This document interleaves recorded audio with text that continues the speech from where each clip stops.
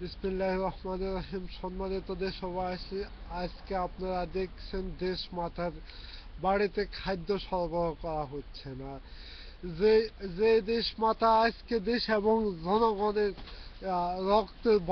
রক্তের প্রতিশোধ নেওয়ার জন্য আজকে রাজপথে নিজের জীবনকে লিলিয়ে দিয়েছেন, তাকে নিয়ে আমরা অবশ্যই চিন্তা করব। ওনার যদি কিছু হয়, বাংলাদেশে কোনো বাকশালী সন্ত্রাসীদেরকে আমরা টিকে থাকতে দেব না, এমনকি সবাইকে কবল দিয়ে দেব। সম্মানিত দেশবাসী, আপনারা দেখতেছেন এখন বাকশালীরা ফালাইছে আর দৌড়াচ্ছে। এখন তারপর শেষ মরণ কামড় দেওয়ার জন্য এখন আমার নেত্রী বেগম খালেদা জিয়ার বাসভবনে কার্যস্থলে ওইখানে কিন্তু খাদ্য সরবরাহ পর্যন্ত বন্ধ করে দিয়েছে। কারণ তারা দেখতেছে ওইরকম নির্যাতন করে হয়তো বাঁচতে পারবে, কিন্তু জনগণ এমন খেপা খেপে গেছে তাদের উপর, এখন তাদের বাঁচার কোনো উপায় নেই। সম্মানিত দেশবাসী, আপনারা দেখতেছেন, আমি আমি একবার নয় লক্ষবার বলেছি, তাদের কুকর্মের কথা বলা শুরু করা যায়, কিন্তু রাতের পর রাত, বছরের পর বছর শেষ হয়ে যাবে, তাদের কুকর্মের কথা শেষ হয়ে যাবে না। সম্মানিত দেশবাসী, আপনারা দেখতেছেন বাংলার মাটিতে প্রতি মুহূর্তে প্রতি সেকেন্ডে তারা রক্ত দিয়ে লাল করেছে। তারা তারা তাদের সন্ত্রাসী বাহিনী সবসময় ডাকাতি করেছে, লুট করেছে, এমনকি নারী নির্যাতন থেকে সম্পূর্ণ বড় ফাঁপগুলো করে এসছে। এমনকি তাদের মন্ত্রী সভায় আজকে একটা মানব নাই, সমাজ কল্যাণ মন্ত্রী অসামাজিক লোক, রেলমন্ত্রী হচ্ছে যে একটা লুচ্ছা, আরেকজনের বুকে নিয়ে সেই সংসার করে। এমনকি তার এইভাবে যদি একজন মন্ত্রীর চরিত্র হয়, তাহলে তাদের গুন্ডা আওয়ামী সন্ত্রাসী বাকশালী গুন্ডাদের চরিত্র কত ভালো হবে। সম্মানিত দেশবাসী, আমরা সবসময় বলে আসছি, এখনো বলে যাচ্ছি, সৎসঙ্গে সর্বনাশ, স্বর্গে বাস, অসৎসঙ্গে সর্বনাশ। এখন আওয়ামী বাকশালীদের সঙ্গ হচ্ছে সর্বনাশ ছাড়া কিছু না। একজন একদল জানোয়ার থেকে শুধু ধ্বংস ছাড়া কিছু আশা করা যায় না। একদল বন্য জানোয়ার সবসময় ধ্বংসই করে যায়, কিন্তু তারা তারা কিছু কিছু সৃষ্টি করতে পারে না। তার প্রমাণ দিয়েছে বাকশালী সন্ত্রাসী মন্ত্রীরা এবং এমপিরা। তাদের মাঝে অনেক ভালো মানুষ ছিল, কিন্তু আওয়ামী বাকশালী গদিতে লাথি মারে চলে গেছে তারা। তারা দেখতেছে এদের কাছে কোনো মানবতার মূল্য নাই, মানবতার বোধ নাই, তাই তারা বাকশালীদের থেকে দূরে সরে গেছে। সম্মানিত দেশবাসী, আপনারা এখন এগিয়ে আসুন, দেশকে বাঁচান, জাতিকে বাঁচান। এই দেশ আজকে কত ক্লান্তি নগ্ন আছে।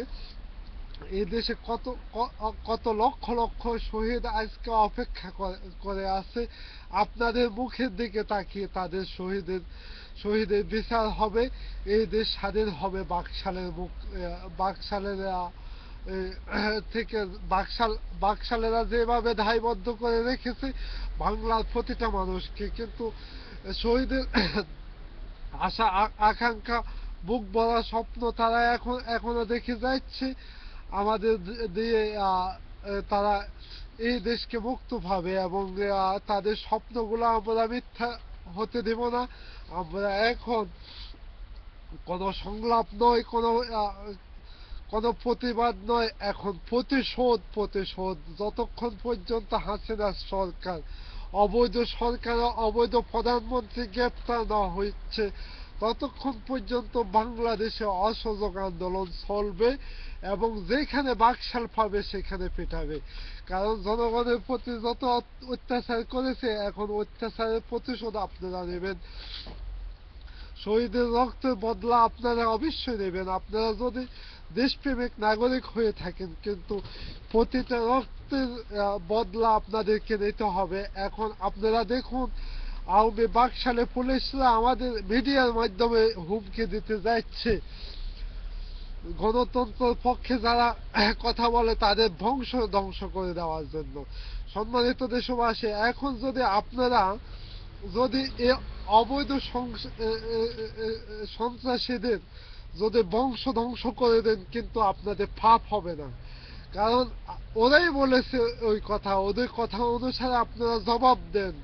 কারণ কুকুরে কামড় দিতে আসে, কিন্তু কুকুরকে কামড় দেওয়া যায় না, কিন্তু কুকুরের জন্য মুগুর আছে। এখন আওয়ামী লীগের জন্য জুতা, কুকুরের জন্য মুগির। সম্মানিত দেশবাসী, আপনারা এখন এগিয়ে আসুন। দেশ নেত্রী বেগম খালেদা জিয়ার নেতৃত্ব দেশ এবং জাতিকে গড়ে তোলার জন্য এগিয়ে আসুন। আজকে চাঁপাইনবাবগঞ্জ বিভিন্ন এলাকাতে, এমনকি কয়েকটা থানাতে পর্যন্ত বিদ্রোহী জনতা আঘাতে দিচ্ছে।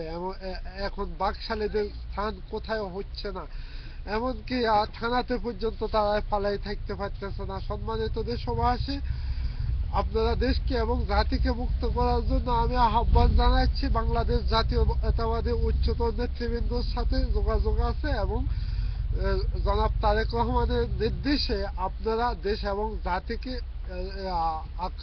রক্ষার জন্য বাকশালীদের উপর আক্রমণ করুন, ঝাঁপিয়ে পড়ুন।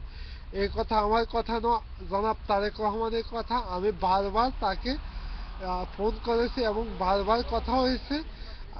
শুধু একটাই কথা, ঝাঁপিয়ে পড়ুন, আক্রমণ করুন এবং শহীদের রক্তে বদলা নেন। এই বলে আজকের মতো বিদায় নিচ্ছে। খোদা হাফেজ। বাংলাদেশ জাতীয়তাবাদী জিন্দাবাদ।